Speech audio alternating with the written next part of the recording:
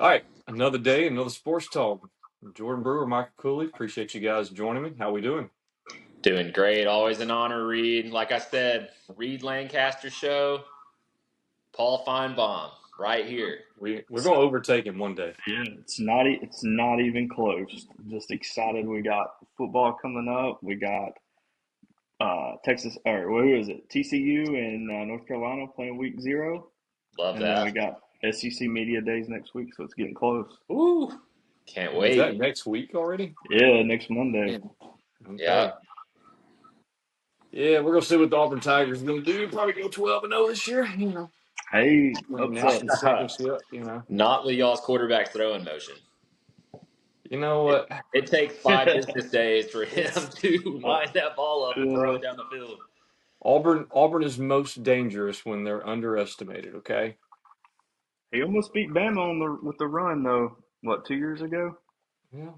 I Yeah. mean, technically speaking, Auburn's team 20. almost beat Alabama 2 years ago in Tampa when, well, that's 3 years ago when South Florida almost beat us. Yeah. Yeah, when Golish was Yeah. there. Y'all are South Florida North now, so Yeah. There's the whole Auburn curse there that we just can't win big games. So until that happens, I'm not counting on that. But okay, well, let's get into it. Everybody listening and watching, we're going to go over today the next four teams on the SEC schedules, and we're going to predict what our floor, ceiling, and prediction is for each of these four teams. We're going to go Georgia, then Kentucky, Mississippi State, and LSU. Okay. So we're going to start out with the Georgia Bulldogs. And let me get your guys' say. What do you think floor, ceiling, and your actual prediction is? yeah, I'm pretty high on the dogs. I think out of any team in the SEC, Georgia has the most consistency from year to year right now. They're a very Yep. predictable team. You know how they're going to play. They come out. It's like an old school, almost Saban like team. They got Gunnar Stockton back. They've got a lot of experience. I think they have a super high ceiling. I mean, the ceiling realistically, they could run the table. I think what actually happens is probably a 10-2 year would be my prediction for the Dogs. I think, just in the SEC in general, Kirby even went into it a few months ago talking about parity in college football and how the old Alabama teams were really stacked. Like we had 5 stars on in our third string, right? Well, he said that every year he goes into this and tries to compare his teams to those old Alabama teams talent wise, and he says they don't stack up, but they always end up in the SEC championship year after year. That just goes to show like the talent is just so spread across now, and Georgia's consistent. I think there's a couple of potential upsets there. Like looking at their schedule at Alabama, I think is going to be probably the most difficult challenge they have in the first half of the season. At Ole Miss obviously stands out to me. And again, always talking about the South Carolina Gamecocks in Columbia, South Carolina. I think that could be a potential upset there. Now, their floor, I think realistically, you could find 3 losses in this schedule here. If they lose 3 games, they're not in the playoffs. But that's just the college football we're in now. I could see that too. I'm kind of feeding off that too, Michael. How good can Gunnar Stockton really be? Going for 3 straight SEC championships. It's just he's 0-2 in the playoff in his career, but it's like Mike Bobo, the offensive coordinator. You know what you're going to get with him. It's just can he elevate it? And I think Schumann in that defense, man, they're always going to be good. So I think KJ Bolden in the safety slot's going to be good, and then Taylor on the offense. But I don't know. It's like I said last night that I think Oklahoma's defense is so good. I think they go week 4 and upset Georgia in Athens. So I think that's my hot take. I think All I right. think Oklahoma is going to beat them Okay. in Athens, and I think that Alabama game is always tricky. That could be loss number 2 because Kirby's 2-7 all time against Bama. But I think worst 10-2, and then Ole Miss is going to want that revenge game from getting beat last year at the last second. So I say worst 10-2, but also could be 9-3. Like Michael said, Florida. You got to play Florida in Atlanta, big rivalry game. So, but I think if it's all gonna depend on what if Gunnar Stockton can take that next step, and then they got a good backfield too with Nate Frazier. He was all SEC last year, but you know what you're going to get on defense. It just depends on how that SEC. It's a grind, man. Yeah, Yeah, from week to week. I didn't hear you say a potential upset October 17th. It's the Auburn yeah. Tigers. Look, I don't think that one's going to be an upset. I've got Georgia. Floor is 8-4, and the reason is I only think there's 5 teams that can beat them on their schedule, and that is Bama, Ole Miss, Florida, Auburn, and Oklahoma. I don't think all those are going to happen. I'm just saying what the floor is, just because I think those 4 teams they have the chance to beat them. And prediction 11-1. I'm like y'all, like at Alabama or at Ole Miss. I think they drop one of those. Playing the numbers game there, like they, I just like y'all mentioned the SEC schedule week to week now in 9 games. There's just no way somebody runs through that year after year. But the ceiling is 12-0. I think they can definitely do it. But their schedule's pretty. I mean, it's spread out pretty nice though. You look at Yeah. the hardest stretch is probably it's at Bama next week, Auburn, they got a week off, and then Florida, and then at Ole Miss. Um, and then if you want to throw Missouri, and then at South Carolina after that. So the first half of their schedule's pretty. I mean, the first 3 games are easy, and then you got Oklahoma, which Jordan, if you think they're going to lose that game, I do. I do. I it, just think that a healthy Mateer is scary, and then they're returning all 11 starters on defense too. That's a really important yeah, game for Georgia, though. Really Like, important. yeah. If they drop that game right there early in the season, that's a oh man, tough task I, to. I mean, you have one more game you could lose. yeah, One I more. I'm don't, I literally don't just sitting know. here thinking the same thing. I don't know how high you guys are on the Missouri Tigers, but I mean Austin Simmons, I think is a decent quarterback, and you got Ahmad Hardy coming back at running back. I think Missouri is going to be, one of those mid-tier SEC teams that can sneak up on you because of their Yeah, offense. I mean, listen, Drinkowitz is a legit head, like he's a legit schemer. I think they're going to have a good game plan. That could be a sneak up game, especially coming off of that road game at Ole Miss. If they have a close game at Ole Miss, hitting Missouri right after the week after, that's tough. That's a tough draw. yeah, that's a sleepy spot, man. I'm For telling you, sure. I don't know how healthy Ahmad Hardy is. You know, he got shot at that concert in the off season, Yeah, but Gosh. I think if he can come back healthy, and Simmons, man, look out.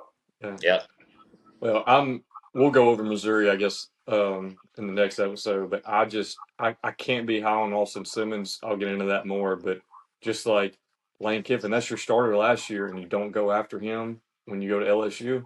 Like Trinidad's gonna be the guy at Ole Miss, so Austin Simmons is definitely gonna leave. I mean, to me, it's just like there's better out there. That's why I'm not high on him in Missouri. But I mean, they're gonna be good. I'm like y'all. They can come beat anybody week in, week out. So. yeah. But Georgia, I agree, Cooley. I was when you pull up their schedules, like, man, if they lose Oklahoma, it's like they got several games that could go either way. So if their Yeah, but at momentum's the same down, it's time, good. like if I were a betting man and I had to pick one team that I was most confident in from the SEC, well, this team in Texas, Georgia would be up there as far as making the playoff. If I had to pick a team that I'm confident in making the playoff, they just seem like a very safe bet. Yeah, Yeah, I think they have according to ESPN, they got the 20th ranked strength of schedule. So that's really not bad for Georgia, especially with their non-conference not being that difficult. Yeah. yeah, not at all. All right, well, let's jump to Kentucky. This one's going to be interesting as we walk through it, but I'm hear what you guys have to say before I give you mine. Well, yeah, it's kind of like we've been talking about. I mean, Kentucky football fans are patient, but they're gonna have to keep being patient because I just don't.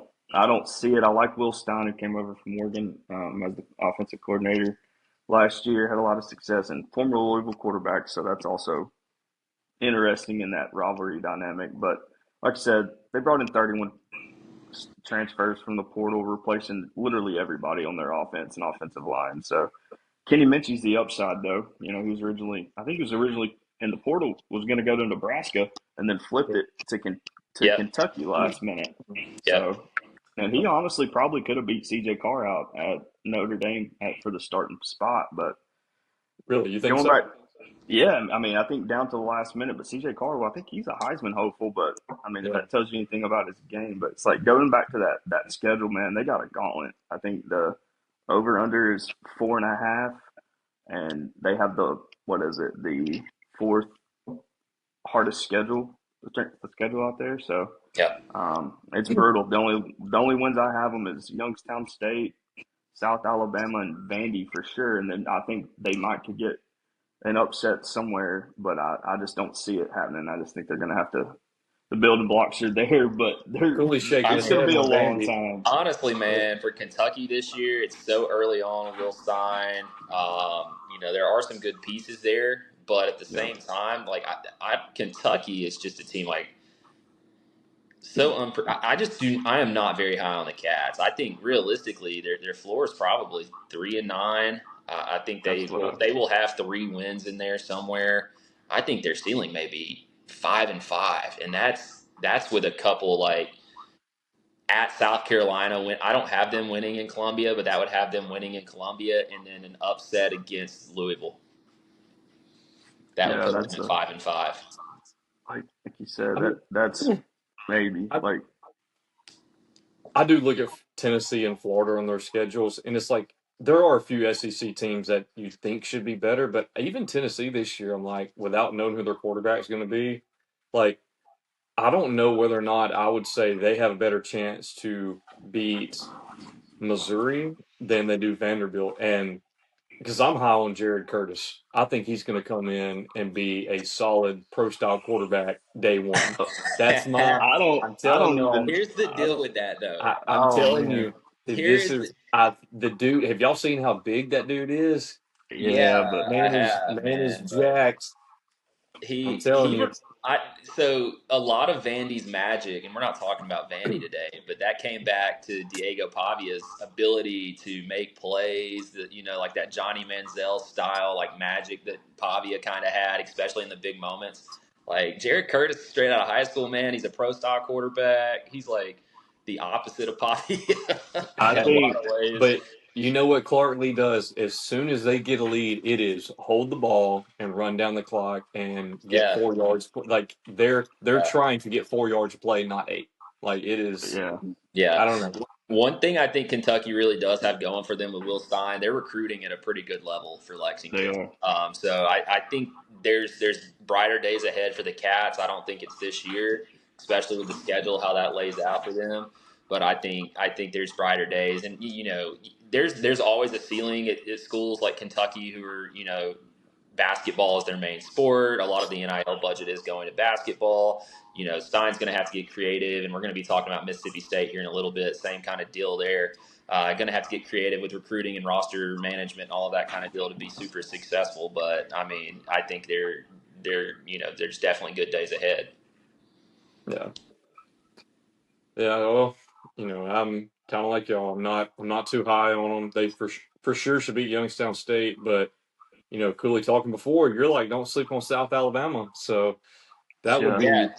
the I mean, Jaguars will sneak up on you. if they beat Youngstown first game, they're going to lose to Alabama. They're going to lose at Texas A&M. If South Alabama beats them game four, like, I mean, it's like panic mode in Lexington. It's like you're looking forward to next year already. Yeah, Like that is yeah. like there's no chance they win out and go 9-3. So it's like, man, we're going to be in for a long year. four, four new offensive ta- 4 new offensive linemen. C.J. Baxter from Texas transferred in. You got Nick Anderson from LSU who was hurt. So it's like you have nothing that's proven on offense at all, even though your head coach is an offensive mind. But there's just no way. They needed Zach Calzada for one more year. Okay, that guy was about to break through, and he You had a mean great you mean game against Alabama a few years ago. just go get T.J. Finley at this point? Yeah, man. He's year I Where's nine, he at this year year? nine. Let me see where he is. I don't. He picked He's up got to be somewhere, done. but He has to be out. he transferred somewhere and then apparently left the team. Really? Yeah, he had like a 7th year, 6 years, something like that. Oh, he's trying out for the XFL. Okay, good fit, good fit. I don't know, maybe high school, middle school football coach. All right, so Yeah, we're not high on the Cats. We think my floor, I got them 2-10, but that's like absolute worst. Obviously, my prediction 4-8. I think they beat South Alabama, Youngstown, and then maybe they can beat a Vandy and one other, and like 4 wins. I think is right around where they're going to be. Ceiling 8-4, but that would be if they go 8-4. I mean, my gosh, oh that's man, yeah, that's like that. Give that's insane. give Will Stein Coach of the Year if he goes 8-4. Yeah, That's going to be yeah, insane. All right, well let's jump to Lane Kiffin in LSU or Ed Orgeron, whoever's running the show down there. yeah. That's It's still up whatever for y'all debate. think. That's still up for debate. But LSU is the team I'm probably looking most forward to out of this list of teams that we're going over today. You know, ton of upside. They're starting out, and we're gonna find out right away. They're playing Clemson. First game of the year. That's one of the games I'm really looking forward to. We're gonna get to see what is Sam Levitt? Is he going to recreate what he did 2 years ago? Is there going to be rust there from only playing half a season last year and going through the Liz Frank injury? We're going to see right away. I think the ceiling for LSU is very high. I think playoffs. I think they can be a 10-2 team. That's probably where I'd put their ceiling. I think there's going to be just with a new coach, new staff. I think there's going to have to be some inconsistencies there at some point in the year, and it's a Lane Kiffin coach team. Not saying anything's bad about that, but Lane will be on Twitter and all that kind of stuff, and Ed Orgeron will be leading the locker room every now and again. But they have a pretty tough schedule. Looking at it here, they've got Alabama in Baton Rouge. I like the Tide in that game, and then the very next week they got Texas in Baton Rouge. So we're gonna find out. I think high ceiling, high risk, high reward. Yeah, All I I'm see kind is of every year LSU always gets night games. You got game against Clemson's already announced 6:30. Ole Miss there, but they got a night game. I just find it hard to believe that Texas A&M and then Bama and Texas are all not going to be night games in Tiger Stadium. The way they treat LSU with that, I'm like the atmosphere. They give them such an edge on that. So Yeah, um, the one draw they did not get was at Ole Miss. That's going to be a rocking environment in the that Grove. will be. yeah, That's going to be absolutely insane for the return of Lane.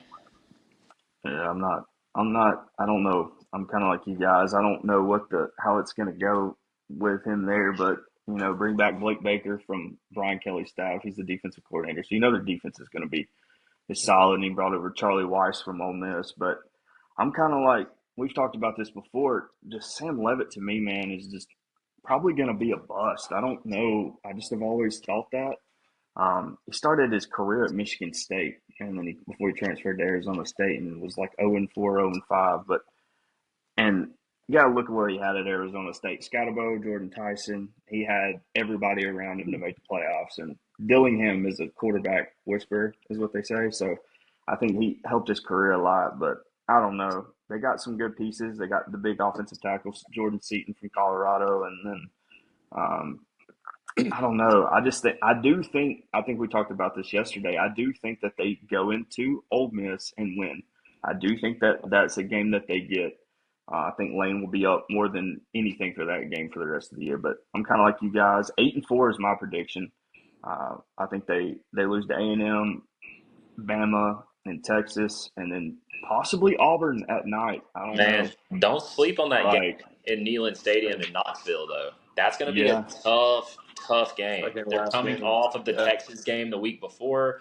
Look, that schedule, I mean, that 3 week stretch for them right there Alabama, November 7th, Texas, November 14th, Tennessee, at Tennessee, November 21st. I mean, that's a stretch. that is a stretch. Yeah, and the 9 game SEC schedule is just brutal for everybody. Like Yeah. that's the insane.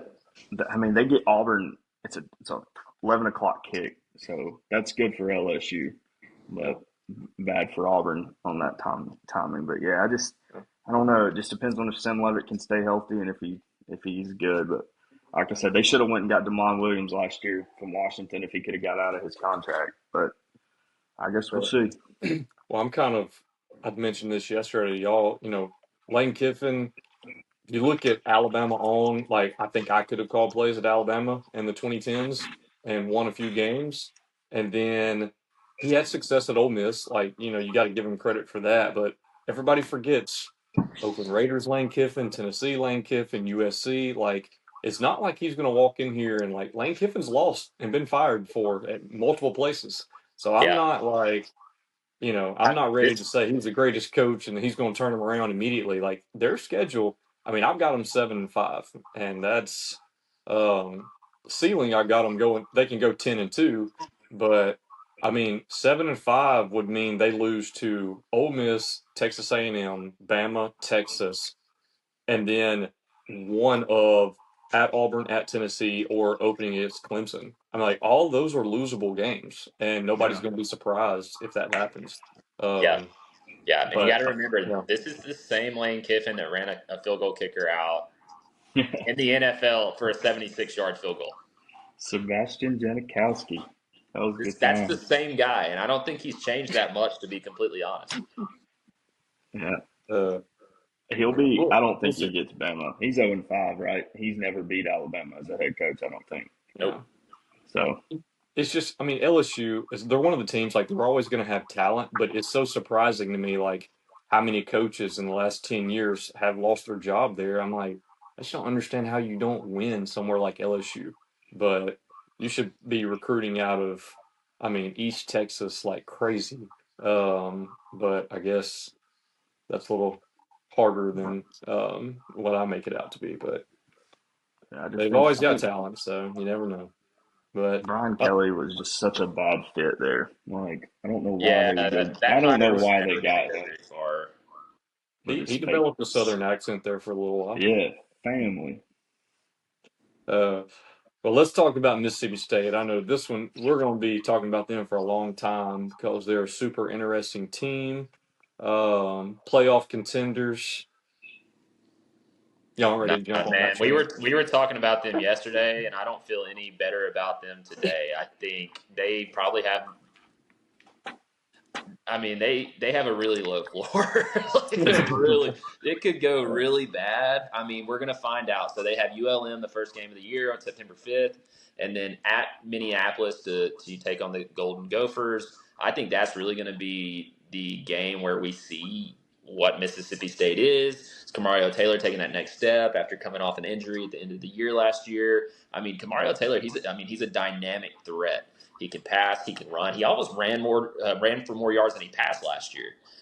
So I think, can he take that next step? If he can, like, Mississippi State could be dangerous with an offense like that. I'm like, Still very, very low floor. I, I think they're going to score points. But Yeah. Jordan, I'll let you go, and then I'm gonna pull up something and tell y'all that Oh, first.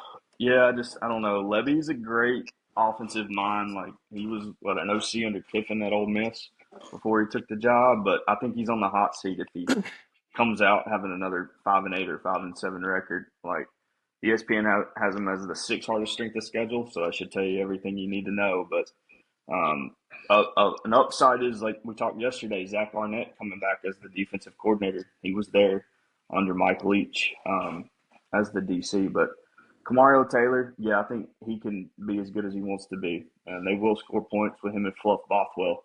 The South Alabama Yeah, running back Yeah, transfer was a stud. But like we said, Kamario Taylor, if he goes down, you got Jaden Rashada to come in and save the day. So we'll and see finally, if hey he's ready. man, he finally gets Yeah, his shot coming out of high school. The yeah. big NIL deal, the $2 million deal to Florida that didn't pan out for him. He's Yeah, finally getting his shot. like like we talked, they lost to Tennessee and Texas in overtime last year, and then lost at Florida in Gainesville by 2. So they easily could have won 8 games last year and been 8-5. Uh, But tell me, I so they're. I've got their schedule pulled up because I said this yesterday. I'm like, you look at the points they gave up. That's the issue. I mean, you yeah look at when they won. They started out 3-0. Beat Arizona State game two. That was good. And then we'll start out 4-0. Northern Illinois was fourth game, but then the amount of points they gave up 41 to Tennessee, 31 to Texas A&M, 23 to Florida, but then 45 to Texas, 35 to Arkansas, 41 to Georgia, 49 to Missouri, 38 to Ole Miss, and 43 to Wake Forest. Like you got to score a lot of points if you're going to give up that many. And I just like if the defense isn't fixed, I've got them at 4 wins just because of their Yeah. defense. I'm very high on Kamario Taylor from what I saw, but I'm worried if I'm a Mississippi State fan, I'm worried he's going to have a good year and then he's going to get poached by somebody next year, and Right. Yeah. that's I mean, they got a stretch where they go at LSU, Oklahoma, and then at Texas. I mean, that's just a grind I right mean, there they could alone. realistically lose 7 out of their last 8 games. I think they may be favored in 2 of them, Tennessee Tech at the end of the year, and they may be a favorite against Vanderbilt. We'll see how the season shakes out. But they could realistically lose 7 out of 8 last games. That's how they finish their season. I think Levy's out. I do too. Yeah, I'm with you on that. I'm like you, Michael. PJ Fleck in Minnesota is no cakewalk. No, Like man. they're They're one of we the more all consistent programs, dude. I mean, yeah. you're He's got talking a 7 wins every year. That's every consistency, single baby. year. You know, Yeah, I so don't know that he's had a losing season at Minnesota. yeah, yeah, that's a good point though. 7 out of the last 8. I mean, assuming you get Tennessee Tech, like I think he's gone before the Egg Bowl though. I mean, if you lose, yeah, like I firmly like who. Let's just say they lose to Minnesota, and then but they lose to South Carolina, lose to Missouri. I think you go ahead and fire him because your next game, if you do that, and then you got Bama, LSU, Oklahoma, Texas, you can go ahead and count those 4 as losses, and that's 7 in a row. And yeah, then you got Vandy, Auburn, which you could win either of those, but then you could also lose them. Tennessee Tech, you probably win, but then Ole Miss, you're probably going to lose. So like, there's if they go in and they lose to Minnesota and then lose South Carolina and lose Missouri, I think you go ahead and make the change like early in the year. Just and that's September 26th. So if you're a football coach, and you get fired in September. That's not good. yeah. But here's the deal, But man. Like we were talking about this yesterday. This is a tough job. Mississippi State may be one of the toughest. I mean, it may Yep. be the toughest just because they're in a state and in an area where there are high expectations. They will always kind of be chasing Ole Miss's they're just going to be chasing them. I think they're like I said, 90 miles from Tuscaloosa. So they're recruiting against the Tide. They're recruiting against the Rebels. They're recruiting against LSU. They're not going to have. I mean, they do not have a super big NIL budget. I yeah, think that's a tough job. So, like, good luck to the next one. Good luck to Levy. But Yeah. that's the job that only one man has ever really taken advantage of. Dan Mullen. Yep. Yeah, he's all-time winningest coach there, and even Mike Leach trying to run that air raid in the SEC. That's hard to do. He was only there 3 seasons, and I love Mike Leach, Love but it. that's just hard to get back to your Dak Prescott days of when they were ranked number 1 and all the Yeah, all the they good caught times in lightning in a Mississippi bottle State. there, man. That was just a Yeah, perfect I'm storm for all that to happen. I just pulled this up. Just interesting. I was just curious, y'all talking about it, and like, what's Jeff Levy's buyout? At the end of 25, the 2025 season, it was 10.9 million. At the end of the 26 season, it's 7.3, and then at the end of the 27 year, it'll be 3.7. So like, all of that very payable when oh you for look at how sure. much people are making. So like, yeah, I mean, I think if he doesn't do good, 7 million, they'll say, here you go and just start rebuilding for the next year. I I think he's on a short leash. I think that's like we talked recently. That's probably why they brought in Zach Arnett. I mean, he's got some head coaching experience. I don't think he did that great of a job, but at least he's got something that he can fall back on. So the defense will be better. But Levy will get an OC job easy if something was to Yeah, go sideways. Yeah. yeah. Well, he can make 7.5 work. Oh, yeah, I could, yeah. They say that's the best job as a fired SEC coach. That's right. What are we doing? Let's do that. Stop trying to do a podcast. Just start coaching. Coaching ball. That's Like, right. played a little ball once. All right. Well, y'all got anything else to add on to those? Nah, man, it's No? you got consistency at the top with Georgia. You got probably the biggest question mark in the SEC with LSU, and then you got Mississippi State and Kentucky, who I'm just not high on. Yeah. Yeah. They can Yeah. play spoiler to somebody. That's about it, probably. Yeah. All Mississippi State right. might. You never know. It is the SEC. Auburn's probably going to go into Mississippi State 9-0 and then lose. That'd be the Have you game already I'm guessing. have you already previewed Auburn? Yeah, I got them 7-5. Yeah, they were on the first list. I got Bama 10-2, making the playoffs, so I'm fair. I'm fair. We better. Dick Saban's going to be back before long.